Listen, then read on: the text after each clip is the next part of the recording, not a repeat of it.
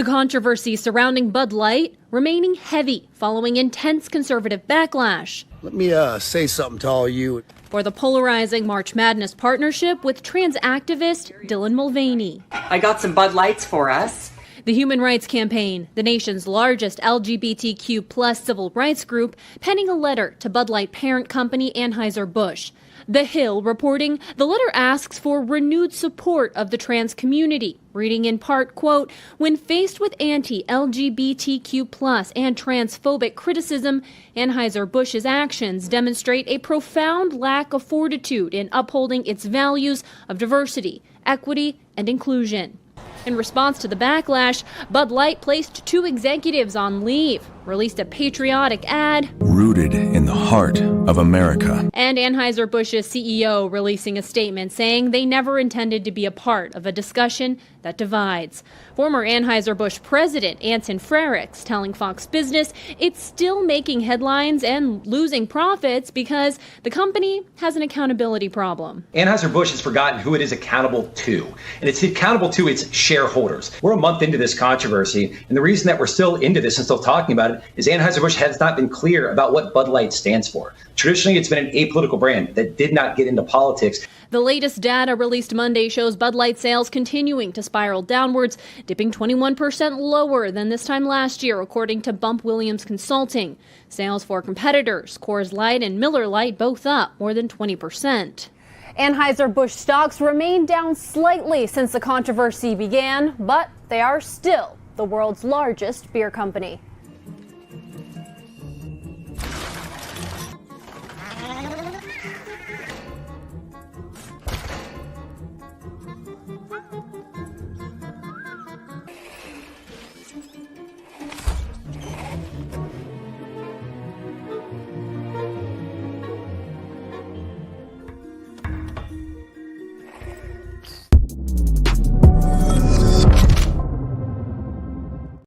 Today is Tuesday, May 2nd, 2023. I love these colds. I just love how we open the show. Wally stacking trash Bud Light. Bud Light sales fall 26% as Dylan Mulvaney backlash worsens. We are winning, ladies and gentlemen. Judge orders Hunter Biden to answer questions about financials under oath as Antony Blinken denies ordering spies to write letter. They are lying to you, and we will talk about it with our in-house attorney, Mike Davis, who joins the show later. My name is Benny Johnson, and this is The Benny Show. What's the purpose of the Bud Light boycott? What was the purpose of all of this? What's the purpose of this win? To make a better country for my kids to grow up in. My kids are actually my major motivation for doing this show, for building our social media, for doing this every single morning live with you. And I love you, and I appreciate you, and I thank you. But what a good motivation, ladies and gentlemen. What a good motivation. I got kids, and that really is the driving force in my life. Is it the driving force in your life? Are you a parent? Your kids are the most valuable possession you have. It's the most valuable possession for a country. A country's entire demographics. Our destiny's demographics. If you're not having kids, if you're not making more of the value system that you grew up in and that provided for your success, well, then you're not going to have a country much longer. And so that is why it is so important that I fill my kids' heads with knowledge. That is why I use Freedom Project Academy. The Freedom Project Academy was built on Judeo-Christian values and classical curriculum. They're dedicated to the mastery of the subject matter and teaching kids how to think, not what to think. Ladies and gentlemen, that is the most valuable and honored thing in my life, making sure that my kids are raised without having propaganda rotting their brains. Doesn't matter if it comes from a Budweiser can, or doesn't matter if it comes from public school systems, right? Or late night television. I am not going to have that crap in my kids' heads. I live right down the street from Disney World. Let me tell you a place that they will never go, okay? Too bad, but that's just the line for me. The most valuable thing in my life. Save 10% on tuition when you enroll today at freedomforschool.com. That's freedomforschool.com. When you're there, you can check out their courses, teachers, preview videos, and see what they have to offer. freedomforschool.com. Take back our country. Take back this generation. Okay. Speaking of taking things back, ladies and gentlemen, I am so proud to announce to you that we've won. It's not often on the show that I get to begin with a giant W. especially as a conservative, as a Christian, as a Republican, as somebody who actually really does deeply care about the direction this country goes, I don't often get to start the show with great, good news, with valuable achievements, and with huge moral, tactical victories for our side. But today, I get to, and so I am going to do a victory lap. I'm going to dance on the grave of Bud Light, and I'm going to say, onward, soldiers. We have won the battle, and now we shall win the war. Ladies and gentlemen, yesterday, Budweiser released their earnings, their sales, their volume sales for April 22nd, 2023. This from Barron's. Barron's, one of the top financial institutions and top reported institutions for financial data, stating this, ladies and gentlemen, Beer Business Daily reported Sunday that Bud Light's off-premise sales, these are the sales of outside of restaurants and bars and events. And why is this important? Well, because if you're inside of an event or a country music concert or something, Budweiser and Bud Light can have a contract with them where they're only allowed to sell Bud Light.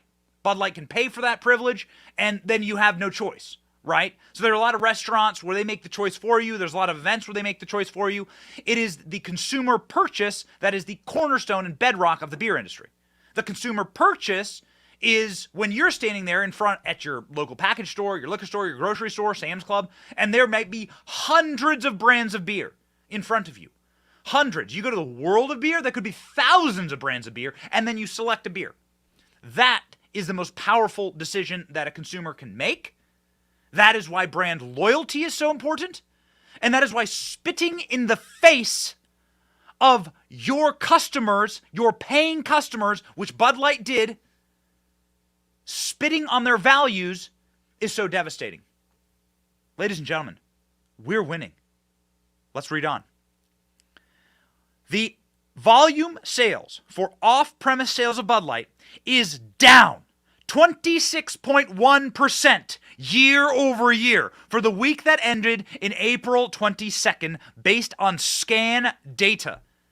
This is the direct data, the Nielsen data that correlates with cross-country sales of Bud Light. This is the most accurate data you can get. Volumes are down 21% from the prior week so far this year. Bud Light volumes are down 8%. The figure includes grocery stores, convenience stores, package stores. And they will write this in the history books, ladies and gentlemen. They shall write about our devastating boycott of a brand that spits in our face, that spits in the face of science, that spits in the face of religious people, the belief of Genesis, that God created man and woman, and decided to take a ubiquitous beer brand that just essentially makes beer that tastes very similar to squirrel piss that has been siphoned through the sticks and twigs in your grandmother's gutter, stomped on by a horse inside of a hay barn, put that in a can, and they decided to somehow use that to shove transgender radical ideology down all of our throats. Well, ladies and gentlemen, there's something that's not going down the throat of this person, and I better not see you drinking Bud Light, and that is Bud Light. And we are here for it. Why is this important? Does it really matter that much? To all the haters out there, and to all the people out there that said that, Benny, you're wasting your time. Matt Walsh, you're wasting your time on this boycott. Oh, wow, why are you, God, there's so many more important things to do. What is more important than finally winning a victory? What is more important than finally causing excruciating and potentially catastrophic, fatal pain to a brand that decided to spite us, decided to erode further the value and values of the God-fearing people in this nation, to do so in order to score points for a radical group of communists that want to take away the capacity for us to worship and believe what we want to believe. You know that 80% of America believes in God, believes in a higher power. The vast majority of those people are Christians. And then there's the Jewish faith and the Muslim faith, and all of them believe in biological reality set forth by God. And that Bud Light, which is a brand that appeals to middle Americans and Southern Americans and truck drivers and like dudes, that brand would violate the trust with its consumer and turn its beer into a vessel for radical ideology and the destruction of Christian and biological norms? No, you should pay. And they are going to write in the academic history books of marketing how Bud Light, the biggest beer brand in the world, destroyed itself. And how you should never, ever, ever violate your faith and the faith of the paying customer. And that is the lesson that's going to be learned here. And it is the most valuable lesson that we can possibly teach right now. We are bringing this excruciating pain to Bud Light because we have the capacity to do so. There are other brands like Nike. Nike donates 90% to Democrats. Nike is bought by Democrats. Nike is bought by people who don't care about politics. We are never going to be able to make any inroads with Nike. We do this with Budweiser because we actually can work. We can actually win. We can take a hill for once and have a victory. And so we are excited about it. Ladies and gentlemen, this is sending shockwaves through the beer industry. Listen to this quote. The shocking deterioration of Bud Light's market share continued apace throughout the third week of April and actually somehow worsened. We've never seen such a dramatic shift in national share in such a short period of time, Beer Business Daily wrote on its website. Bud Light has been dealing with the fallout from social media promotion of its Bud Light beer featuring Mulvaney, a transgender influencer. The promotion prompted a backlash from conservatives on social media and hurt sales of Bud Light in particular. No, it prompted a backlash from Christians and religious people and people who believe, ladies and gentlemen, in biological reality.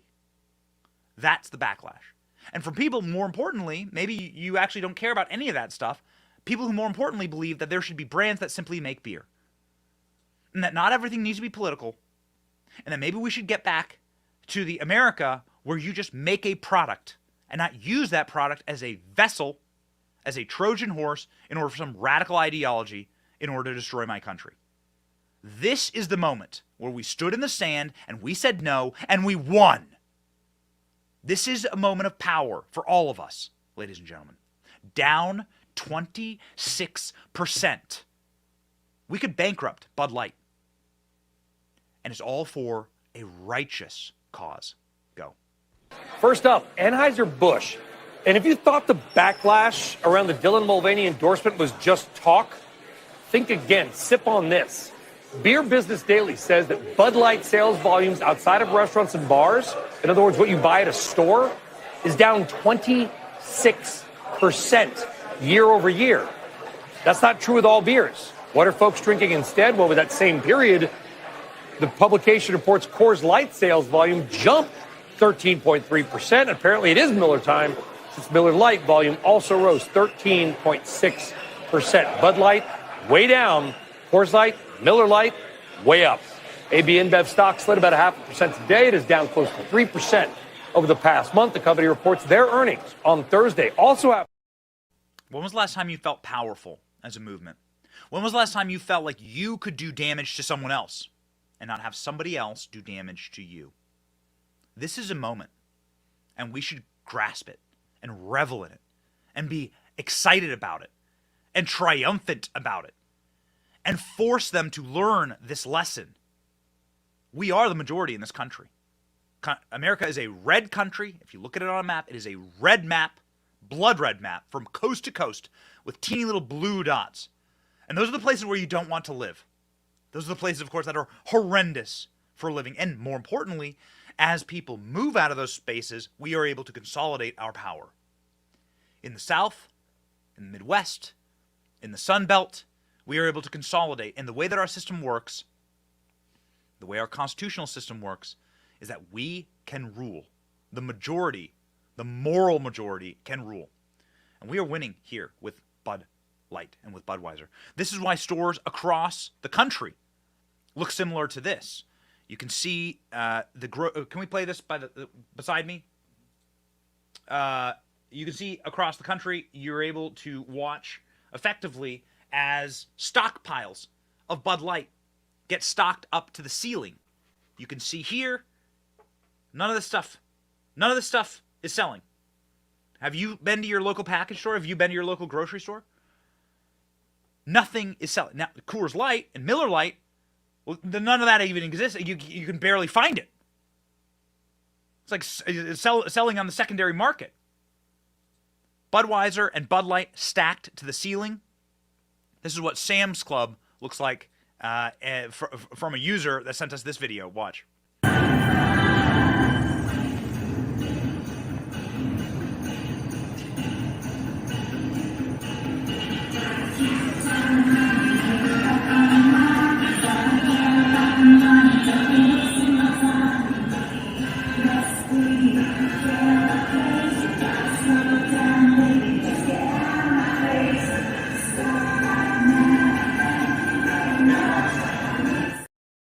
So at Costco, you can't even find Coors Light. I know the Coors family. I know a couple members of the Coors family. They're great patriots. I would recommend, if you're a beer drinker, go buy yourself some Coors Light. Yet the pallets are stacked to the ceiling of Bud Light and Budweiser product. And these are anecdotal videos, right? Take them with a grain of salt. But once you add up all those grains of salt, you really start getting something. And that's what we have here. Do not let up. Costco can't even give away Bud Light now. You can see here the Costco clearance, the Bud Light 36-pack should be selling for $20, $25. They're trying to give it away for $14.97. This is a reduction of 25% in the price of Budweiser products and Bud Light products, and they can't even give it away. Ladies and gentlemen, do not give in. Now, there are panics across the Bud Light empire and Budweiser empire. Anheuser-Busch is panicking. They're having secret meetings in Washington, D.C. with their distributors because their distributors are going, what the hell have you done to us? The way that beer production and distribution works, the distributors have the relationships with the stores, and they're the ones who actually deliver the products. So if the brand itself makes a suicidal decision in order to partner with an influencer that is going to insult and enrage their fan base and customer base, then it's the distributors who get hurt. And clips like this are popping up across the internet. Listen to this guy who works directly for Bud Light talk about what his experience has been like. I work for an affiliate company. I am a merchandiser, and the sole product of the company I work for is Anheuser-Busch products. So with all this canceling going on, I've never seen such little sales in this past few days on these products. And it's sad because when people don't buy this beer, I don't make money, and I can't feed my family. So it's kind of heartbreaking, I guess, that Anheuser-Busch did what they did. They don't know their clientele. So it's kind of heartbreaking. Thanks, Anheuser-Busch. I may not be able to feed my family coming up here soon. So you watch a clip like that, and you feel really bad. There's a lot of beer jobs in this country, and unfortunately, we're going to have to exact pain from individuals to make sure that this doesn't happen anymore, so that the bleeding stops. So that these brands that are supposed to represent our country begin doing that again. And what does that mean? If you are so for diversity, equity, inclusion, you would be for the inclusion of Christians. You would be for the inclusion of your paying customer. You'd be for the inclusion of the moral people that actually make this country work, not just the activist class. So who are the people who made this decision? Well, one of them has been fired. They say placed on leave, but one of them has been fired. Her name is Alyssa Heinerscheid. She was the VP of Marketing, and you can go through and see that Bud Light brand has been placing a number of people on leave. And you can see who's responsible for this decision to put Dylan Mulvaney's face on a can and send it to him. Alyssa Heinerscheid was effectively placed on leave and been replaced. They have a new VP of Marketing. So you can see effectively like who was responsible for this decision. She's also deleted her LinkedIn account. You can't find her. She's deep spaced all of her social media, and for good reason. This is a clip, of course, is now famous, but listen to Alyssa Heinerscheid tell you exactly how Bud Light thought of its customers, especially the people who went to fancy schools and live in fancy neighborhoods in Greenwich, Connecticut, and would never, ever dare order Bud Light. The person who's never walked into a bar or a package store and ever said, give me a six-pack of Bud Light long necks. Not a single time in her life has she done this. The only stops on Alyssa Heinerscheid's way in and out of work is to the pharmacy to get her Xanax, and then to perhaps the Chardonnay bar to go talk to her other unhappy wine moms whose husband and children hate them. Here's Alyssa Heinerscheid talking about how much she despises Bud Light and their customers. So I had this super clear mandate. It's like we need to evolve and elevate this incredibly iconic brand. What does evolve and elevate mean? It means inclusivity. It means shifting the tone. It means having a campaign that's truly inclusive and feels lighter and brighter and different and appeals to women and to men. And representation is at sort of the heart of evolution. You've got to see people who reflect you in the work. And we had this hangover. I mean, Bud Light had been kind of a brand of fratty, kind of out of touch humor. And it was really important that we had another approach. Fratty and out of touch. Well, now you're the one who's out of a job. Alyssa Heinerscheid has been given a leave of absence by Bud Light and replaced, not the actions, by the way, of a healthy company. Watch. According to the Wall Street Journal, Daniel Blake, who oversaw marketing for Anheuser-Busch, stepped back from his role on Sunday. Comes after the Brewers' vice president of marketing, Alyssa Heinerscheid, took a leave of absence on Friday. In the meantime, Bud Light sales reportedly dropping 17%. That's a lot with a big company. According to industry research firm Nielsen IQ and Bump Williams Consulting, volume dropped 21%. Beer-focused newsletter Insights Express called those numbers staggering. It could take a long time for Anheuser-Busch to recover from this mistake. So this is a good start. And this company is beginning to really understand that this isn't going away and that we are committed. And it's very easy to give things up for your religion and for your belief system. Anheuser-Busch is having emergency meetings behind closed doors in Washington, D.C. after the Mulvaney backlash. This is what should happen. They should be terrified to show themselves. They are now issuing pamphlets to their distributors, distancing themselves from Dylan Mulvaney, from the toxic partnership with Dylan Mulvaney. This is correct. This is what should be happening now. You should be forced to internally apologize and then publicly apologize, which is when I'll begin to perhaps understand that Anheuser-Busch is ready to come back into the fold. Maybe I'll never forgive them. I'm not sure. But the first step to redemption is a public apology. That is what we demand. Down on your knees, groveling, drooling, apologizing. That's the first step. Okay? So a letter essentially was sent out. According to the Beer Business Daily, wholesalers received a letter which execs explained the entire situation, including this was one single can given to one social media influencer. This can was not made for production or sale to the general public. Beer Business Daily, talking about the Dylan Mulvaney can, pop that article back up, has assessed that Anheuser-Busch's fallout from the Mulvaney drama is immaterial to the company's global financial performance, but has rebounded to its previous quite lofty heights. Oh, really? That seems like a lie, especially with 26% of your sales crashing through the floor. So this is the can that was created for Dylan Mulvaney. They put a lot of effort into this. They had to have a design team go and make it. They had to go get it printed out. This is, of course, like a big-time production. You can't just print off a beer can. No. Bud Light thought about this, and they thought, why don't we commit a murder-suicide against our brand? The apologies, though, are not working. The apologies are not sufficing for the people inside of the industry that are trying to be assuaded by new glittery marketing campaigns that are being doxed and ratioed out of existence, Budweiser released its newest ad, a countrified YouTube ad that was swiftly ratioed. We don't have the extension. Royce, I told you, get the extension.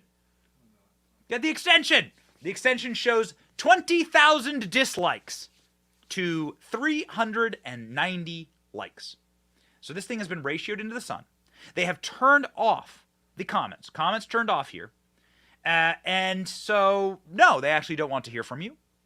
They don't want to hear from their customers. Do we have the version without the copyright song? It has a copyright song. I'd like to play this for you, but I'm not sure we have the actual version. It's essentially a bunch of paid actors a bunch of paid millennial actors wandering around drinking rainwater out of their Bud Light cans in the rain, and really, really happy about it. Set to country music, set to Zach Brown's Chicken Fried music. Now that music is copyright, so we can't actually play the clip, but we were able to replace it with our own music, essentially. And so we'll play this clip right now. Oh, we're gonna wait. Let's go.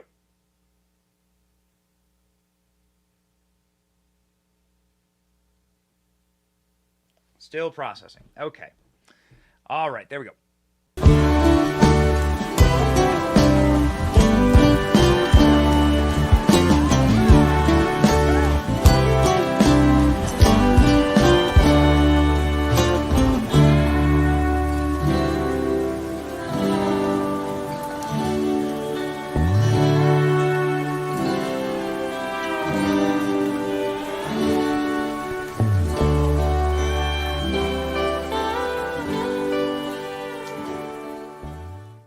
Easy to drink, easy to enjoy, easy to destroy your own brand, ladies and gentlemen. And that's what we've done. We're not going to let up. They are now promising to spend hundreds of millions of dollars on glossy ad campaigns. They sponsored the NFL draft. We're not going to let up. You will apologize.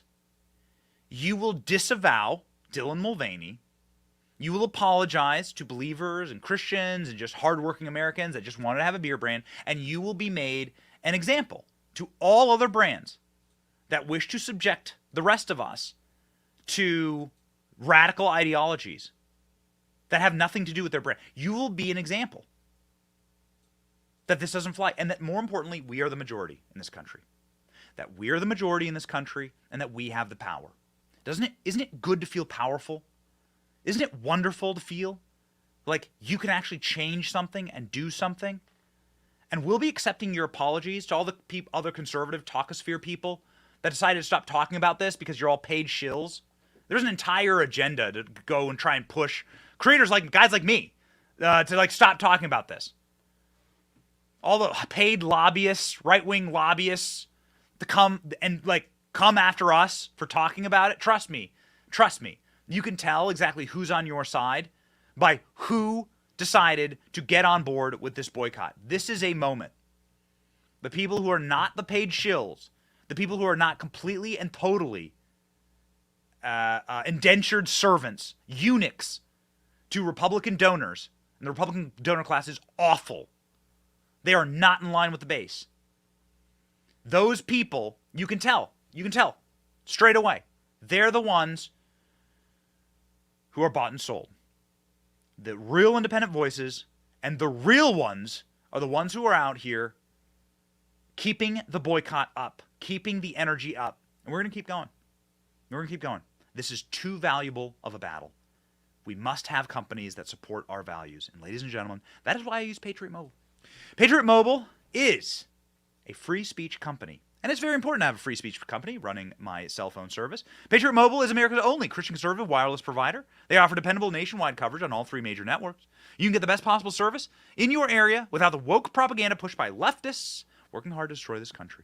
When you switch to Patriot Mobile, you support free speech and religious freedom, sanctity of life, Second Amendment, all the things that Bud Light lies to you, says they support. But then you see what they do with their money behind the scenes, and you say, no. Trust me, ladies and gentlemen, patriotmobile.com/Benny. They're the real ones for your cell service. Get free activation today with the offer code Benny. Ask about coverage guarantees while you're there. patriotmobile.com/Benny. So huge developments taking place here on a different front. We may, by God, get Hunter Biden into a prison cell. Nobody really cares. Hunter, of course, belongs in a prison cell, but it really is his father that we're after. But there is Hunter Biden news that is absolutely shocking to me, and it proves that we actually have competent people running our Congress, ladies and gentlemen. This is a story from the Federalist today, talking about how the whistleblower mechanisms work inside of our country.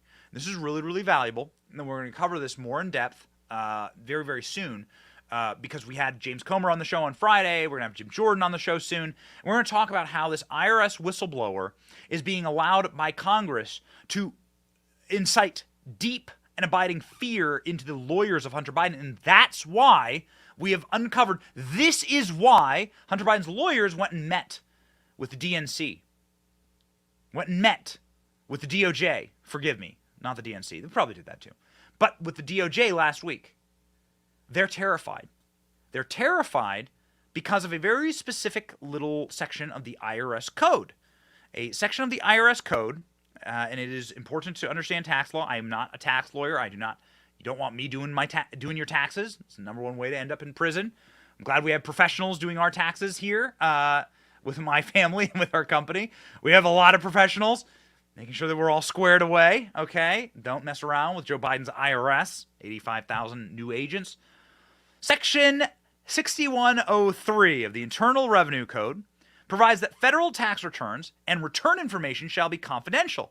It makes it illegal for an IRS officer or employee to disclose such tax information.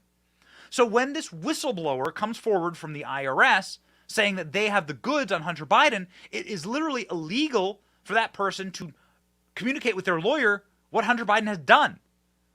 So what's happened here? This article actually lays it out beautifully. The Republican investigators inside of the House have allowed for the agents of their committees to be the lawyers of the whistleblower. This is a genius tactical move. And so now the lawyers for the whistleblower will be able to view Hunter Biden's tax documents. They are in Congress today, actually, looking over the tax documents that the committee has, because the committee has subpoena power and has the ability to get them. They have them. And now those lawyers will be able to effectively represent their whistleblower.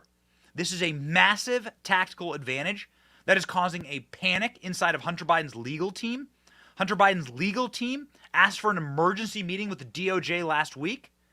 This closed-door testimony from the whistleblower will eventually become public. And the House committee concludes that it is not confidential information. They will release it to the public. Likely sensing the inevitable public airing of the purported political protection racket that allegedly saw the two Biden-appointed U.S. attorneys declining to seek a grand jury indictment against the president's son, lawyers for Hunter Biden reportedly met with federal prosecutors last Wednesday. They're calling emergency meetings. They were on a fishing expedition or an attempt to hurriedly negotiate a plea agreement to short-circuit the scandal. They're running scared now, ladies and gentlemen. So now we are looking at the far-reaching implications of Hunter Biden's tax crimes and what this means for the Biden family. This is why, concurrently, Hunter Biden banging a stripper, getting a love child, refusing to acknowledge that love child or pay any type of alimony to the mother of the love child is such an important thing. Why? Well, because inside of an alimony case, which we saw yesterday in Arkansas, you're able to get the finances of the person you wish to get alimony from. You have to be able to know how much a person's worth in order to get the alimony. The judge hauled Hunter Biden in. Hunter Biden had not been showing up in court. The Arkansas judge hauled in Hunter Biden, and here's what we got yesterday. His finances also under federal investigation for 5 years by the Department of Justice. We're always going to comply with the federal authorities. So as to what she's done recently, I don't have the ability to comment on that. But Fox News has learned Roberts testified before a Delaware grand jury last year, part of the federal probe. Her attorneys also want more information about the value of Hunter's art, his salary, and employment from the past 5 years. Also, documents relating to his business with a Chinese firm. Hunter's attorneys were at the Justice Department headquarters last Wednesday in Washington, D.C. to get a status update on that probe. Separately, congressional Republicans are looking to the Arkansas case for answers in their own investigation. Get ready, baby. Get ready. It's heating up. We know a lot of things that are happening behind the scenes. There's going to be very, very interesting times and very, very good times for us because, again, this show is about victory. This show is about winning. And it's time to finally win one. It's time to finally put a corrupt person behind bars, to finally put someone in jail, to finally charge a member of the superstate, protected by the superstate.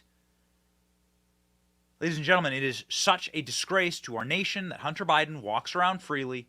It is an insult to you. It is an insult to you. And enough with the insults. Make Bud Light pay and make the Bidens pay. That is what James Comer is saying as he talks about the Hunter Biden offshore accounts that they've gotten access to now through the Treasury Department. Things are heating up. Watch. Karma is a tough thing. They really, I think, overplayed their hand here. His own counsel went into this Arkansas court and tried once again to suggest that, well, maybe this isn't his laptop. And the judge jumped all over him and said, wait, hold it. You're his lawyer. Is it his laptop or not? And the guy backpedaled. So we have a situation where now Hunter Biden is being painted into a corner. They're trying to sue people for talking about Hunter Biden's laptop, which means, of course, they're admitting it's real, which, of course, would mean that all of the crimes therein are real. But then they backtrack and say, no, actually, we don't say it's real. We just say that it's slanderous. Okay, well, which one is it? Pretty embarrassing that the IRS and the FBI have had the laptop for the better part of 4 years. It seems to me like they're trying to run out the clock on a statute of limitations, yet it is a 4-year-old little girl in Arkansas that is holding accountable the Biden family. That point was made last night on Jesse Waters' show. The laptop's getting cracked open, and Hunter's going to have to tell an Arkansas judge what he did with the millions he got from China, Ukraine, Russia, and so on. This is the very thing President Biden has been trying to avoid for years. A 4-year-old girl is holding the Biden family accountable. Not the FBI, not the Justice Department, a 4-year-old girl. This is why 51 CIA guys wrote a letter before the last election claiming the laptop was phony. A letter which we now know was sponsored by the Biden team, specifically now Secretary of State Tony Blinken. So, Antony Blinken taking the laptop from hell, telling his CIA goon friends, all of them probably having their finances run by Jeffrey Epstein, we covered that on the show yesterday, and saying, hey, you guys, we all know that this is real. We know that I work for a corrupt crime syndicate. You need to lie to the American public, use your credentials as members of the deep state, and tell them that this is Russian disinformation. Apparently, according to Senator Ron Johnson, Antony Blinken told a bold-faced lie to Congress by claiming that he didn't email Hunter Biden and demands Secretary of State preserve records. So Ron Johnson, who is absolutely spectacular on oversight, is saying that our current Secretary of State and the diseased little cabal of like true moron asshats inside of the Biden regime, these people need to preserve their records because now Ron Johnson has them. Dead to rights, lying to Congress. Take it away, Ron. What is interesting, Maria, and here's a little news for you. Antony Blinken finally did come in and sit down for a voluntary transcribed interview in December of 2020 because he wanted to be Secretary of State.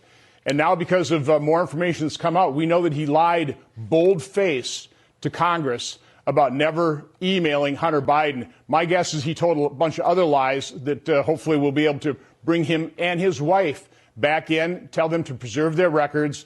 You cannot trust Joe Biden. You cannot trust Hunter Biden. You can't trust the Biden family. You can't trust so many of the people that they have surrounded themselves with. I mean, these made men. I basically agree with that statement as we peel them back. So just to be clear, you just said you believe Antony Blinken lied to you under oath.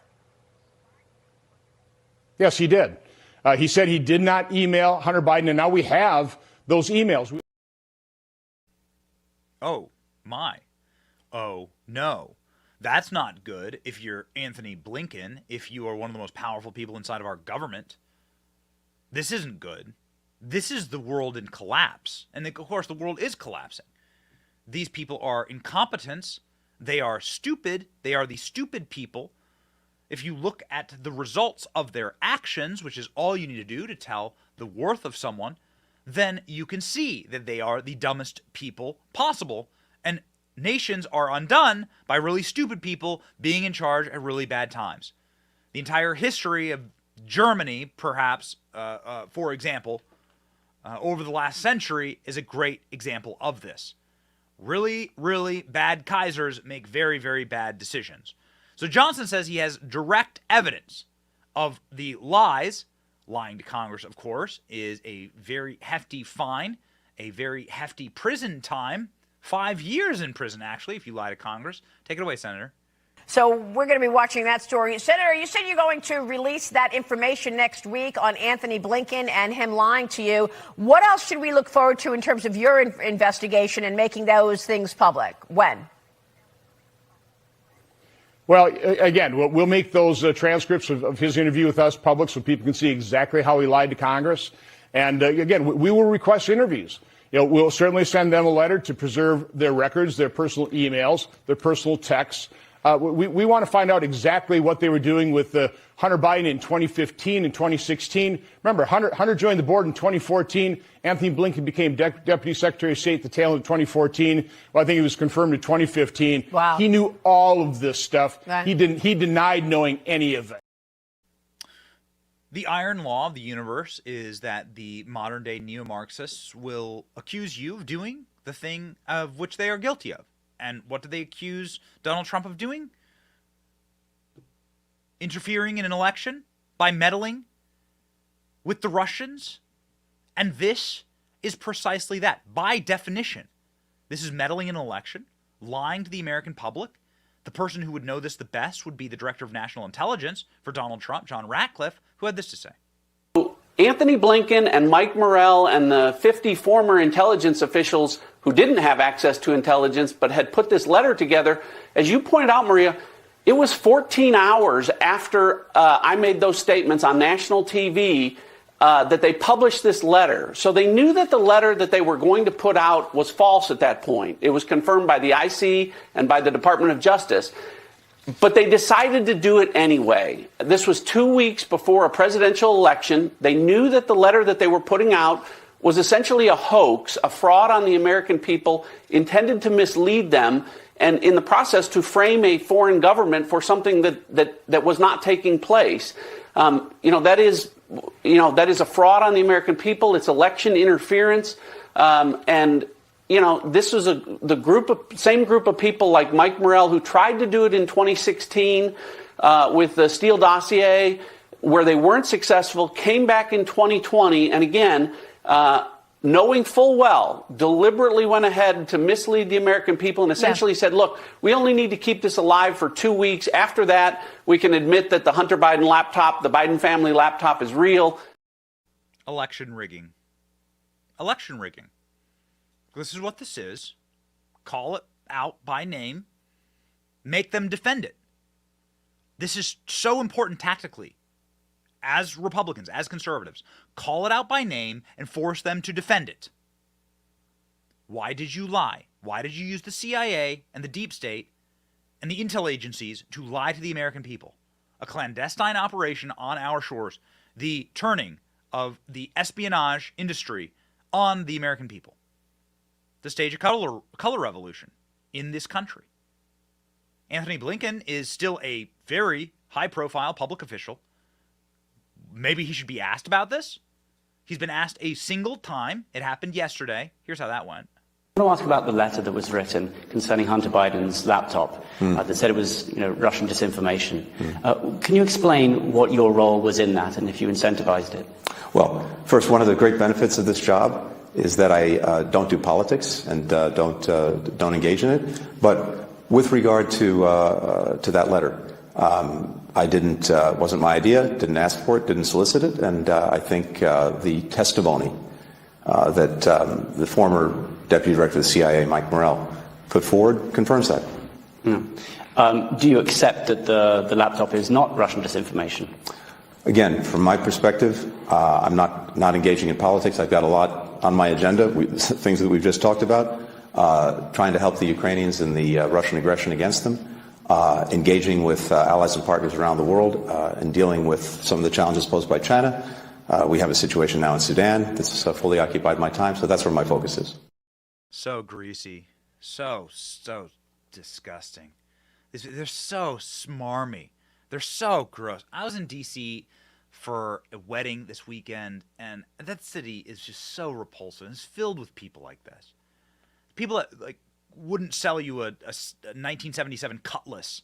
Like these used car sales, like these real just grease bags. They're so repulsive. There are very few good people left in Washington, D.C. One of them's name is Mike Davis. He's our in-house attorney, and he joins the program now.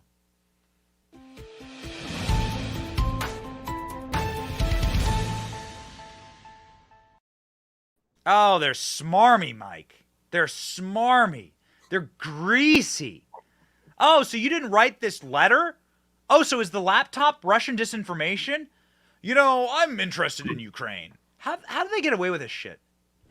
They get away with it, Ben, because the Democrat politicians have their lapdogs in the so-called mainstream, which means liberal media, and that's how they get away with this. Just imagine if President Trump did anything even resembling this. They would be after him nonstop. They went after Trump. They impeached him twice over hoaxes with Ukraine, while the Biden campaign was colluding with 51 former senior intel officials, goons, to put out this fake news to defame the New York Post and say that the New York Post was part of a Russian disinformation campaign. It led to the New York Post, America's oldest newspaper, being censored by the Democrats' big tech monopolist with Google and Facebook, and it led to Biden being in the White House. It changed the outcome of the election. There's no question about that.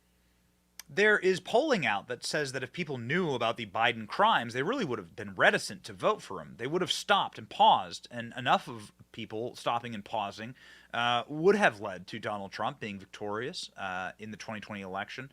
That polling was done by the Media Research Center. It does seem as though this moment in time, what they're trying to do is shove all of this under the rug. They're trying to say, we got the result we wanted, we're all going to move on, right? Doesn't matter how we got there. Lied, cheat, steal, murder, genocide. We'll get the result we want. We'll get the color revolution we want, and we're now going to move on. Now this is the world as we've set the table. And they do this around in countries all around the globe. Now it seems as though they're trying that play here. Is it going to work? Are people just going to forget about this? Joe Biden's running again. He announced last week he's going to run again. Well, I hope they don't forget about this. The House Republicans and other maybe state attorneys general, if they can figure out a legal hook on this, they need to make sure the American people don't forget about this, because this is as bad as you can get when you're using the intel community to change the outcome of an election. That's what our intel community is supposed to change the outcome of elections in third world Marxist hellholes.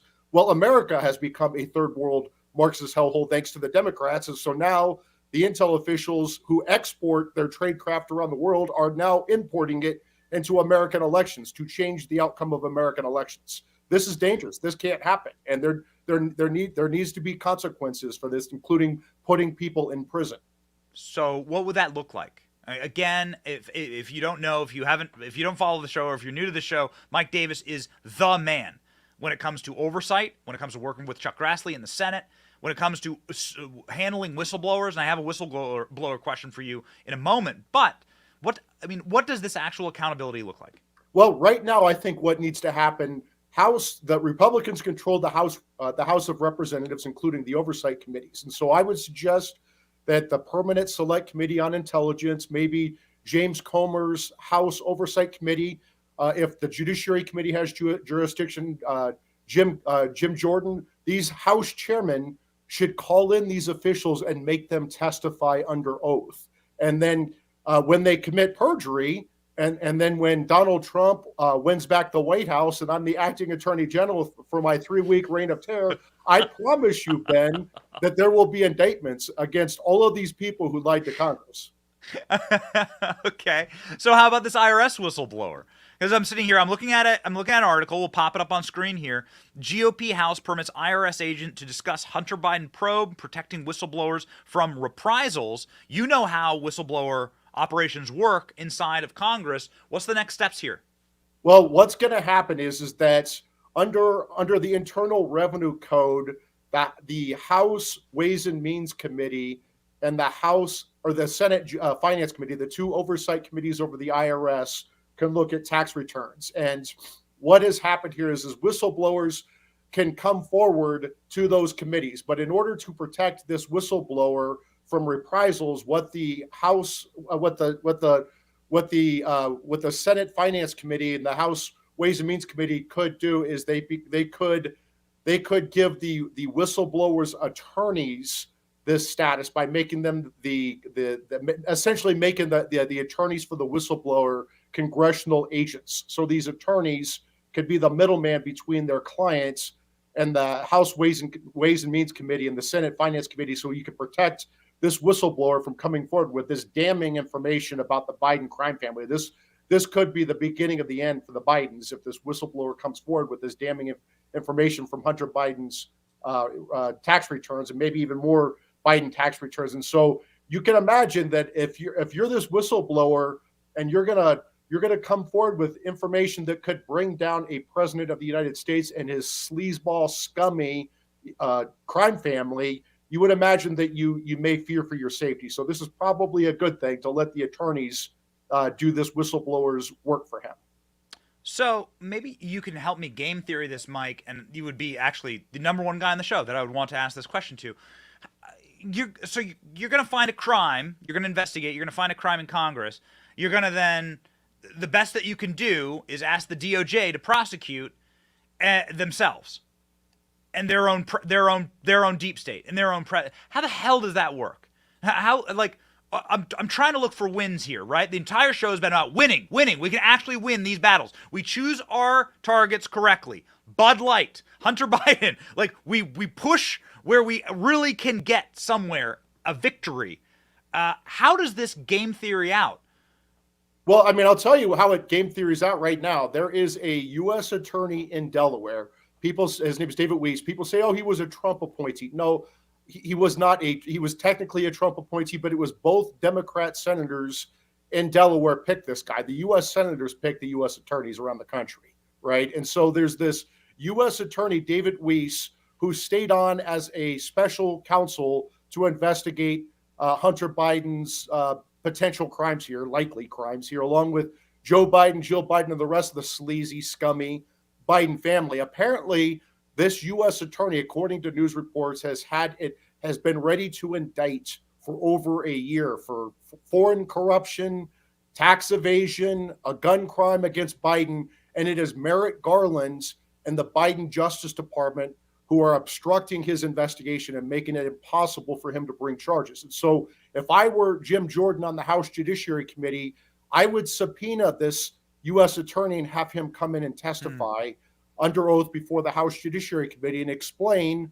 about the interference with the Justice Department and maybe with Biden agents outside of the Justice Department and just figure out what is going on here. You could also look at other ways to go after this. There are Republican-appointed state attorneys general, Republican-appointed district attorneys, Republican prosecutors around the country. If Hunter Biden or Jim Biden, the brother, or any of the Bidens step foot in any Republican state, maybe Texas, maybe Florida, Oklahoma, other states, if they step foot in those states as part of their conspiracy, then you can charge them in those states and charge them for all the conspiracy, for all the crimes that are a part of this conspiracy. So these Republican state attorneys general, these Republican DAs need to get creative. Look, the Democrats have weaponized, they politicized and weaponized the justice system to go after Trump, Trump's top aides, Trump supporters for non-crimes. We have real crimes with the Bidens, smoking gun evidence of real foreign corruption, real tax evasion, a real conspiracy. These Republican state attorneys general, Republican DAs, Republican prosecutors need to get creative and start indicting. Good. Hopefully they can export some of your testicular fortitude to themselves and get a prosecution done of the Bidens. The evidence is stacking up. We're running out of room. It's like cases of Bud Light. Like, it's stacking up the ceiling. We're running out of room. We got no more room for the evidence. Get going and start prosecuting. Final question for you, Mike. I know this is something near and dear to your heart. The Supreme Court, Samuel Alito came out and said he knows who the Supreme Court leaker was for the Dobbs decision. Supreme Court seems totally under attack. And speaking of neutered, like John Roberts, utterly neutered, incapable of holding someone accountable. Your take on Alito saying he knows who the leaker is and the more existential threats to the court itself from the left? So I would say there's just more generally, the Democrats lost control of the Supreme Court. President Trump's biggest and most consequential accomplishment of his first term was his transformation of the 5-4 John Roberts Court to the 5-4 Clarence Thomas Court, along with transforming a majority of the critically important federal courts of appeals around the country. We have the first constitutionalist federal judiciary, Supreme Court, lower appellate courts, the first time in 90 years. And this is critically important because these courts are the last line of defense that protect Americans from politicians who want to destroy us, the politicians who want to take away our First Amendment right to speak, to associate, to worship, our Second Amendment right to protect ourselves. That's why the Democrats are doing what they're doing. They're making up these bogus ethics allegations against magically just Republican appointed Supreme Court justices. They're trying to delegitimize the Supreme Court with the goal of destroying it with court packing, impeachment, term limits. The Senate Judiciary Committee, the Democrats on the Senate Judiciary Committee are holding a political sham hearing right now on this because their goal is to destroy the Supreme Court. We cannot let this happen. That's why this 2024 election is so important. If Republicans are not back in the White House in 2024, we are going to lose the Supreme Court and we are going to lose our country, period, full stop. Yikes. Well, it sounds like a pitch for the Article 3 project. Mike, where can people find your work and what are you up to these days? That sounds like a great pitch for the Article 3 project, Ben. And your viewers can donate at article3project.org, article number 3project.org. We're at Article 3 Project, at article number 3 Project on Getter, Twitter, Truth. And my personal Ben, when I'm not kicked off, as you've seen many times, is at MRDDMIA.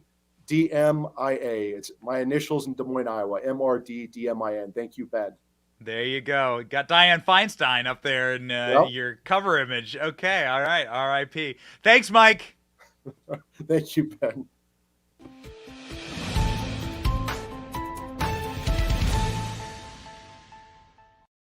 All right, baby, we're always bringing you the best interviews and bringing you the most interesting minds in the movement, and it takes a lot of energy to put the show together. We've been in the studio since like 6 a.m. working on various different projects. We need that energy to keep going, and that is why I trust Blackout Coffee. Now, I happen to be drinking my coffee from a Patriot Mobile mug this morning with my name on it, which I love, but inside of this vessel is Blackout Coffee. Blackout Coffee is the coffee that I drink in the morning for two reasons. One, it packs the punch that lets me deliver the show to you with the energy required to defeat the communists. And two, it's made right here in the USA, right here in Florida. In fact, right a little bit north of us here in Tampa. It is a wonderful family-owned business, and it's also a business that supports conservative values. From the sourcing of the beans to the roasting process to the customer support and shipping, they have incredible work ethic and accept no compromise in taste or quality. Go to blackoutcoffee.com/Benny. Use the coupon code Benny for 20% off your order. blackoutcoffee.com/Benny.